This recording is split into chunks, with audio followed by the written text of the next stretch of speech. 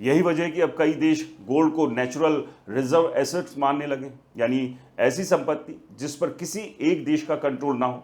अब जरा सोचिए, अगर दुनिया के सेंट्रल बैंक्स गोल्ड खरीद रहे हैं, ऑयल सप्लाई खतरे में है, इन्फ्लेशन बढ़ रहा है, डॉलर पर सवाल उठ रहे हैं, तो आम आदमी पर इसका क्या असर पड़ेगा? अगर सीधा पड़ेगा तो आपकी जेब पर, क्योंकि जब ग्लोबल इन्फ्लेशन बढ़ती है तो सबसे पहले महंगा होता है खाना, फ्यूल, ट्रांसपोर्ट और ईएमआई। दोस्तों, भारत जैसे देश में जहां करोड़ों लोग इंपोर्टेड ऑयल पर निर्भर हैं, वहां डॉलर मजबूत और ऑयल महंगा होने का मतलब है रुपए पर दबाव। यही कारण है रुपये लगातार कमजोर होने की चर्चा में है। और जब रुपया कमजोर होता है तो गोल्ड और महंगा हो जाता है, क्योंकि भारत गोल्ड इंपोर्ट करता है, यानी शादी ब्याह से लेकर इन्वेस्टमेंट हर जगह असर।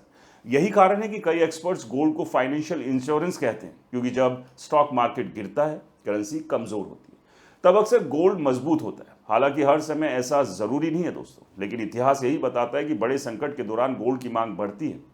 2008 के फाइनेंशियल क्राइसिस को देखिए, कोविड क्रैश हो जाए, 1970 का ऑयल शॉक हो, हर बड़े संकट में गोल्ड ने बड़ी तेजी दिखाई। ब्लूमबर्ग की एक रिपोर्ट के मुताबिक कई बड़े हेज फंड्स अब गोल्ड एलोकेशन बढ़ा रहे हैं, क्योंकि उन्हें डर है कि ग्लोबल डेब्ट बबल कभी भी बड़ा संकट पैदा कर सकता है। लेकिन दोस्तों, सबसे दिलचस्प बात यह रही कि इस बार युद्ध के हालात में भी गोल्ड ने अलग ही चाल चली। गोल्ड तेजी से ऊपर की तरफ नहीं बढ़ा, गोल्ड नीचे की तरफ गिरा, धीरे धीरे फिर थोड़ा सा उठने की कोशिश की, और लगातार यही हालात गोल्ड में बने हुए हैं।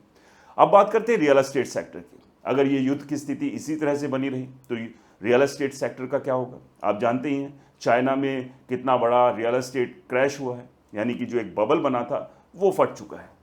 दुनिया भर की घोस्ट सिटीज जो है वो चाइना में खड़ी हुई है, धड़ाधड़ प्रोजेक्ट्स बिल्डर्स ने लॉन्च किए थे, और अब खरीदार वहां पर है नहीं। यही कुछ स्थिति भारत के रियल एस्टेट में भी बनी हुई है।